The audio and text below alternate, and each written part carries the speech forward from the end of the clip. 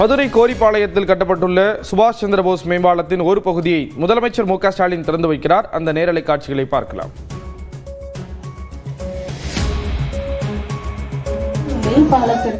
நேதாஜி சுபாஷ் சந்திரபோஸ் அவர்களின் சூழ்ந்திருக்கிறார்கள் மாண்புமிகு முதலமைச்சர் அவர்கள். மேலும் திருமங்கலம் நகரில் கட்டப்பட்டுள்ள சாலை மேம்பாலத்திற்கு அதனையும் திறந்து வைத்து சிறப்பிக்க இருக்கிறார்கள். இதற்கு வீரபாண்டிய கட்டபொம்மன் அவர்களின் பெயரினை சூட்டி சிறப்பு. சுபாஷ் சந்திர போஸ் மேம்பாலம் திறப்பு விழா நடைபெறக்கூடிய நிகழ்விற்கு முதலமைச்சர் மு.க. ஸ்டாலின் வருகை புரிந்திருக்கிறார். அவருக்கு வரவேற்பு அளிக்கப்படக்கூடிய நிலையில் விவரங்களை செய்தியாளர் ஹரிகிருஷ்ணன் வழங்க கேட்கலாம். ஹரிகிருஷ்ணன், விவரங்களை பகிர்ந்துக்கலாம். ஸ்ரீராம், மதுரை தமுக்கம் முதல் நெல்லிப்பேட்டை அண்ணா சிலை சந்திப்பு வரை ரூபாய் 213 கோடி மதிப்பீட்டில் சுமார் 1.3 கிலோமீட்டர் தொலைவில் புதிதாக அமைக்கப்பட்டிருக்கக்கூடிய அந்த நேதாஜி சுபாஷ் சந்திர போஸ் மேம்பாலத்தினை திறந்து வைப்பதற்காக தற்போது தமிழக முதலமைச்சர் மு.க. ஸ்டாலின் வருகை தந்திருக்கிறார். அவருக்கு உற்சாக வரவேற்பு என்பது தற்போது அளிக்கப்பட்டு வருகின்றது. மதுரையின் மைய பகுதியான கோரிப்பாளையம் தேவர் சிலை சந்திப்பில் போக்குவரத்து நெரிசலை குறைக்கும் விதமாக ரூபாய் 213 கோடி மதிப்பீட்டில் சுமார் 1.3 கிலோமீட்டர் தொலைவில் புதிய மேம்பாலம் அமைக்கப்படும் என்று அறிவிக்கப்பட்ட நிலையில் கடந்த 2023ஆம் ஆண்டு முதல்வர் மு.க. ஸ்டாலின் அடிக்கல் நாட்டினார். தொடர்ந்து மேம்பாலத்திற்கான பணிகள் நிறைவடைந்து தற்பொழுது நேதாஜி சுபாஷ் சந்திர போஸ் என பெயர் சூட்டப்பட்டு தற்போது முதலமைச்சர் ஸ்டாலின் அவர்கள் திறந்து வைத்திருக்கின்றார். தமுக்கம் முதல் கோரிப்பாளையம் வரை மேம்பாலமாகவும், கோரிப்பாளையம் முதல் வைகை வடகரை மற்றும் தென்கரையை இணைக்கும் வகையில் பாலமாகவும் அமைக்கப்பட்டிருக்கின்றது.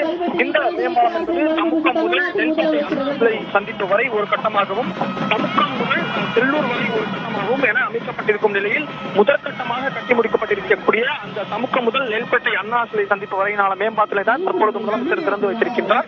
கோரிப்பாளையத்தை சுற்றி அதிக மருத்துவமனை, கல்லூரி, தர்கா, மாவட்ட ஆட்சியர் அலுவலகம் உள்ளிட்டவை இருந்து வரும் நிலையில் வாகன ஓட்டிகளும் மருத்துவமனைக்கு செல்லும் ஆம்புலன்ஸ் உள்ளிட்டவை போக்குவரத்து நெரிசல் காரணமாக சிக்கி தவித்து வந்திருக்கின்றது. இந்நிலையில் இந்த மேம்பாலம் திறப்பின் மூலம் ஒரு தீர்வு கிடைக்கும் என்றும் போக்குவரத்து நெரிசல் குறையும் என்றும் எதிர்பார்க்கப்படுகின்றது. இதேபோல கோரிப்பாளையத்தில் சந்திப்பை முத்துராமலிங்க தேவர் சிலை அமைந்துள்ளதால் மேம்பாலத்திற்கு அவருடைய பெயர் சூட்டப்படும் என்று எதிர்பார்க்கப்பட்டது. ஏற்கனவே மதுரை காலவாசல் மேம்பாலத்திற்கு அவருடைய பெயர் இருப்பதன் காரணமாக தற்பொழுது இந்த மேம்பாலத்திற்கு நேதாஜி சுபாஷ் சந்திர போஸ் பாலம் என பெயர் சூட்டப்பட்டிருக்கின்றது. அதே போன்று மற்றொரு நிகழ்வாக காணொலி காட்சி வாயிலாக சிவகங்கை மாவட்டத்தில் மாமன்னர்கள் மருது சகோதரர்கள் சிலை அமைக்க வேண்டும் என்று கோரிக்கை எழுந்த நிலையில் அந்த சிலையும் தற்போது தொடங்கி துவக்கி வைத்திருக்கிறார். அந்த கோரிக்கைகளை ஏற்று தற்போது மதுரை மருது சகோதரர்களுக்கு பெருமை சேர்க்கும் விதமாக சிவகங்கை மாவட்டம் காளையார் கோவிலில் உள்ள வீரமங்கை வேலுநாச்சியார் நினைவிடம் அருகில் ரூபாய் 1,06,90,000 மதிப்பீட்டில் புதிதாக அமைக்கப்பட்டிருக்கக்கூடிய அந்த முழு திருவுருவ சிலையை தற்போது முதலமைச்சர் ஸ்டாலின் காணொலி காட்சி வாயிலாக திறந்து வைத்திருக்கின்றார். அதே போன்று சிவகங்கை ஆண்ட மருது சகோதரருக்கு கருணாநிதி ஆட்சி காலத்தில் திருப்பத்தூரில் இந்த மணிமண்டபத்துடன் கூடிய சிலைகள் திறந்து வைக்கப்பட்டு பெருமை சேர்க்கப்பட்ட நிலையில் தற்போது இந்த முழு திருவுருவ சிலையை சிவகங்கையில் முதலமைச்சர் திறந்து வைத்திருக்கிறார். மேலும் மூன்றாவது நிகழ்வாக மதுரை திருமங்கலத்தில் 23.6 கோடி ரூபாய் செலவில் திருமங்கலத்தில் உள்ள முத்துராமலிங்க தேவர் சிலை சந்திப்பில் இருந்து பழைய விமான சாலை ரயில்வே கிராசிங் மேம்பாலத்தையும் தற்போது திறந்து வைத்திருக்கிறார். இந்த மேம்பாலத்தை பொறுத்தவரையில் விமான நிலையம், தேனி, உசிலம்பட்டி, விருதுநகர் போன்ற முக்கிய இடங்களுக்கு செல்லும் வழியில் அமைந்துள்ளதால் போக்குவரத்து நெரிசல் குறையும் என்று எதிர்பார்க்கப்படுகின்றது. தொடர்ந்து இந்த 3 நிகழ்வில் துவக்கி வைத்த பின் இங்கிருந்து புறப்பட்டு மதுரை மீனாட்சி அரசு கலைக்கல்லூரியில் மேம்படுத்தப்பட்ட கணினி ஆய்வக மையத்தை முதலமைச்சர் ஸ்டாலின் திறந்து வைக்க இருக்கின்றார். தொடர்ந்து தற்பொழுது மேம்பாலத்தை திறந்து வைத்த பின் அந்த மேம்பாலத்தில் பயணம் செய்து அந்த மீனாட்சி கல்லூரியில் நடைபெறும் நிகழ்விற்கு செல்ல இருக்கின்றார். ஸ்ரீராம், விவரங்களை வழங்கியதற்கு நன்றி ஹரிகிருஷ்ணன். தற்போது இந்த திருமங்கலம் நகரில் ரயில்வே சுதந்திர போராட்ட பங்களிப்பை பறைசாற்றும் வகையில் நேதாஜி சுபாஷ் சந்திர போஸ் மேம்பாலம் என பெயர் சூட்டிய நம் மாண்புமிகு முதலமைச்சர் அவர்களுக்கு நெஞ்சார்ந்த நன்றிகளை தெரிவித்துக் கொள்கிறோம். தற்போது இந்த இணைய தளத்தில் திருமங்கலம் நகரில் ரயில்வே கழிவு எண் 377ற்கு மாற்றாக 38,81,00,000 ரூபாய் மதிப்பில் கட்டப்பட்டுள்ள வீரபாண்டிய கட்டபொம்மன் சாலை மேம்பாலம் என பெயரிடப்பட்டுள்ள மேம்பாலத்தினை திறந்து வைக்கிறார்கள் மாண்புமிகு தமிழ்நாட்டின் முதலமைச்சர் அவர்கள்.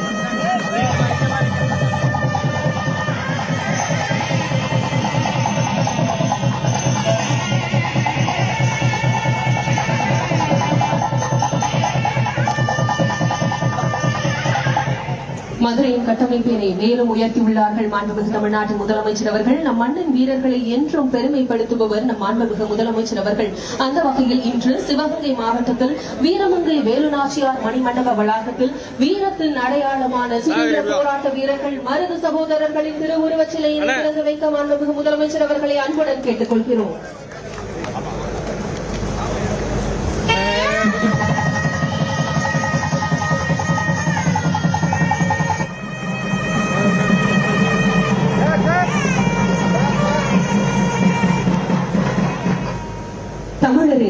வரலாற்றை போற்றி பாதுகாப்பதில் முத்தமிழறிஞர் கலைஞர் வழியில் வந்தது திராவிட மாடல் அரசு.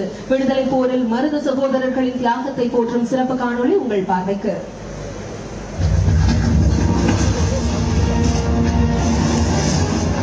தாய் நாட்டின் சுதந்திரம் அது ஒரு சொல் அல்ல, அது தியாகத்தின் தீயில் செதுக்கிய வரலாறு. முதலமைச்சர் மு.க.ஸ்டாலின் மதுரை சென்றிருக்கக்கூடிய நிலையில் பல்வேறு நிகழ்ச்சிகளில் பங்கேற்கிறார். அதன் ஒரு பகுதியாக மருது சகோதரர்களின் சிலை திறந்து வைக்கப்பட்டிருக்கிறது. இது தொடர்பான விவரங்களை செய்தியாளர் ஹரிகிருஷ்ணன் வழங்க கேட்கலாம். ஹரிகிருஷ்ணன், நீங்க விவரங்களை தொடரலாம். சிவகங்கை மாவட்டத்தில் மாமன்னர்கள் மருது சகோதரருக்கு சிலை அமைக்க வேண்டும் என்று பல்வேறு தரப்பினரால் கோரிக்கைகள் என்பது முன்வைக்கப்பட்டது. அந்த கோரிக்கைகளை ஏற்று கடந்த ஆண்டு முதலமைச்சர் மு.க.ஸ்டாலின் சிவகங்கையில் மருது பாண்டியர்களுக்கு சிலை அமைக்கப்படும் என்று தெரிவித்தார். அதற்கான அடிக்கல்லையும் நாட்டினார். அந்த கோரிக்கைகளை ஏற்று தற்பொழுது மருது சகோதரருக்கு பெருமையை சேர்க்கும் விதமாக சிவகங்கை மாவட்டம் காளையார் கோயிலில் உள்ள வீரமங்கை வேலு நாச்சியாருடைய நினைவிடம் அருகில் அமைந்திருக்கக்கூடிய அந்த இடத்தில் ரூபாய் 1,06,90,000 மதிப்பீட்டில் புதிதாக அமைக்கப்பட்டிருக்கக்கூடிய அந்த முழு திருவ உருவ சிலையை தற்பொழுது முதலமைச்சர் ஸ்டாலின் திறந்து வைத்து காணொலி காட்சி வாயிலாக திறந்து வைத்திருக்கின்றார். அந்த சிலைக்குரிய அந்த காணொலி தான் தற்பொழுது முதலமைச்சர் பார்வையிட்டு வருகிறார். இந்த நிகழ்வை பொறுத்தவரையில் அமைச்சர்கள் KN நேரு, ஏவா வேலு, அமைச்சர்கள் மூர்த்தி, தங்கம் தென்னரசு உள்ளிட்டோர் பங்கேற்று இருக்கிறார்கள். இந்த சிவகங்கை ஆண்ட மருது சகோதரருக்கு கருணாநிதி ஆட்சி காலத்தில் திருப்பத்தூரில் ஒரு மணிமண்டபத்துடன் கூடிய சிலைகள் என்பது திறந்து வைக்கப்பட்டிருக்கின்றது. அதன் தொடர்ச்சியாக தற்பொழுது திமுக அரசில் முதலமைச்சர் மு.க.ஸ்டாலின் பொறுப்பேற்ற பிறகாக மருது சகோதரர்களுக்கு அந்த சிலை வைப்பதற்கு அடிக்கல் நாட்டி இன்று அவர்களுக்கு பெருமை சேர்க்கும் விதமாக தற்பொழுது சிவகங்கையிலேயே வேலு நாச்சியாருடைய மணிமண்டபம் அருகிலேயே தற்பொழுது மருது சகோதரருக்கு முழு திரு உருவ சிலையை முதலமைச்சர் மதுரையில் காணொலி காட்சி வாயிலாக திறந்து வைத்திருக்கிறார். இந்த சிலை திறப்பு என்பது ஒரு பெருமை சேர்க்கும் விதமாகவே அமைந்திருக்கின்றது.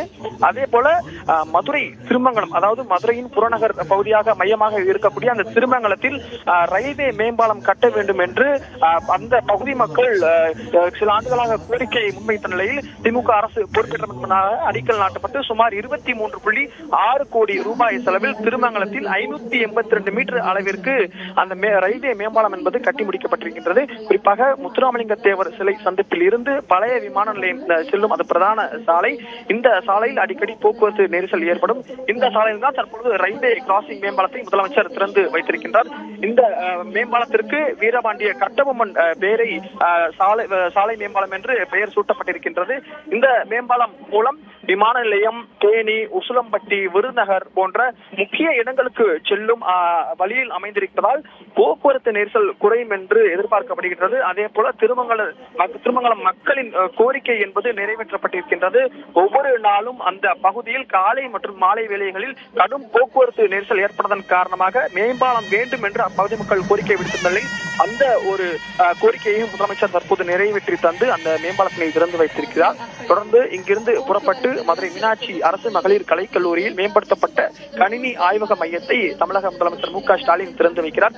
அதற்கு முன்னதாக இந்த மதுரை நேதாஜி சுபாஷ் சந்திர போஸ் பாலத்தில் அந்த தன்னுடைய காரில் பயணம் செய்து பார்வையிட்டு வைகை ஆற்றங்கரை வழியாக இறங்கி திரும்பி மீனாட்சி அரசு கலைக்கல்லூரியில் நடைபெறும் நிகழ்ச்சியில் பங்கேற்ற இருக்கின்றார். இதன் முன்னதாக வண்டியூர் பூங்காவில் புனரமைக்கப்பட்ட ரூபாய் 50 கோடி செலவில் புனரமைக்கப்பட்ட அந்த ஒரு பூங்காவையும் அறிவுசார் மையத்தையும் ஒன்று திறந்து வைக்க இருக்கிறார்.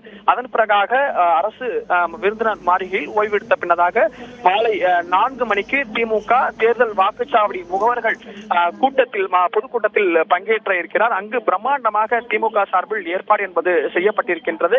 அங்கு ஒரு சுமார் 4 மணிக்கு புறப்படும் அரசு விருந்தினர் மாளிகையில் 4 மணிக்கு புறப்பட்டு அங்கு வழிநடையிலும் சுமார் 15,000க்கும் மேற்பட்ட மகளிர்கள் அவருக்கு உற்சாக வரவேற்பு முதல்வருக்கு அளிக்க இருக்கிறார்கள். அதற்கு மாநாட்டில் பங்கேற்ற பின்னதாக நேராக கமல் பண்பாட்டு மையம் சார்பில் ஏற்பாடு செய்யப்பட்டிருக்கக்கூடிய காந்தி மியூசியம் பகுதியில் நடைபெறும் நிகழ்ச்சியில் பங்கேற்ற இருக்கிறார்.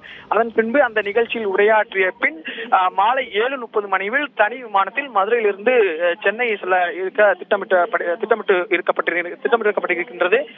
இந்த நிகழ்வில் தான் தற்பொழுது நேதாஜி சுபாஷ் சந்திர போஸ் பாலத்தில் மேலே முதலமைச்சர் ஸ்டாலினுடைய வாகனம் சென்று கொண்டிருக்கிறது. முதலமைச்சர் அந்த பாலத்தை நேரில் பார்வையிட்டு வருகிறார்.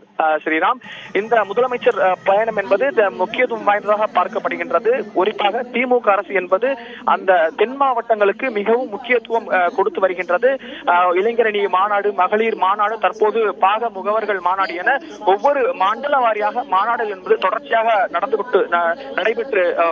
வருகிறது. அதன் தொடர்ச்சியாக தான் இன்றைய தினம் மாலையில் பாக முகவர்கள் மாநாடு என்பது மதுரையில் நடத்த மிக பிரம்மாண்டமான அளவில் நடத்த திட்டமிடப்பட்டிருக்கின்றது. தற்பொழுது அடுத்த கட்ட நிகழ்விற்கு முதலமைச்சர் இந்த பாலத்திலிருந்து புறப்பட்டு பார்வையிட்டு சென்று கொண்டிருக்கிறார். ஸ்ரீராம்.